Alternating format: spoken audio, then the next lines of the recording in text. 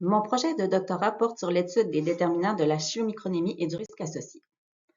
Après un repas, le gras est transporté par les chylomicrons, qui sont des gros transporteurs qui sont trop gros pour rentrer dans les cellules.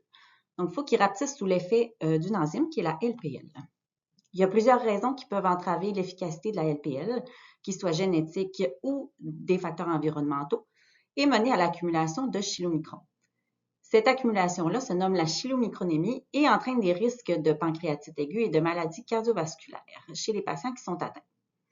L'objectif de mon doctorat est donc de documenter les causes de chylomicronémie et d'évaluer les risques qui sont associés.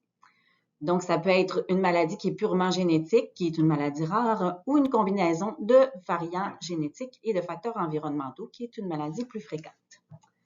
Il y a plusieurs nouveaux traitements qui se développent actuellement et qui soulèvent des enjeux d'accès selon la cause de la chylomicronémie.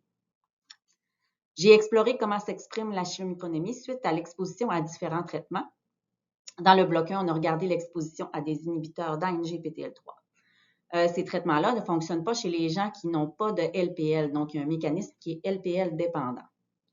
Dans mon doctorat, ça nous a permis d'identifier un nouveau variant génétique qui cause la chylomicronémie chez un patient qui était non répondeur au traitement. Dans le bloc 2, on a regardé l'exposition à des inhibiteurs d'ApoC3.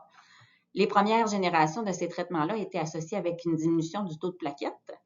Mon doctorat a permis de dire que ça faisait partie de l'histoire naturelle de la maladie en évaluant le compte plaquettaire après un repas chez des gens avec chylomicronémie.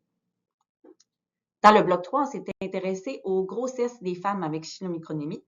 On a documenté 116 grossesses chez 49 femmes avec chylomicronémie et on a regardé comment s'est déroulée la grossesse et l'occurrence de pancréatite aiguë chez les femmes. Donc, on peut voir que chez les FCS, ou la forme qui est purement génétique, le pourcentage de grossesse avec pancréatite aiguë est beaucoup plus élevé que chez les femmes avec MCS, ou la forme multifactorielle. Mais que peu importe la cause de chylomicronémie, les risques sont beaucoup plus élevés que dans la population en général.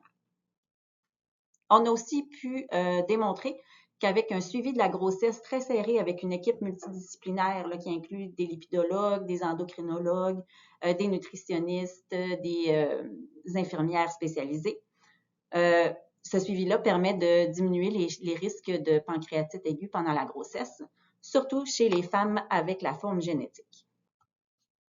Les prochaines étapes dans mon doctorat, ça va être des analyses de la contribution de facteurs environnementaux sur l'accumulation de chylomicrons et du risque qui est associé. Donc, l'étude de la signature épigénétique dans le gène de la LPL. Mon doctorat va avoir plusieurs retombées intéressantes et importantes cliniquement. On a participé à un consensus d'experts qui a permis de revisiter la définition clinique de la chylomicronémie, ce qui va permettre un meilleur diagnostic et l'accès aux traitements novateurs.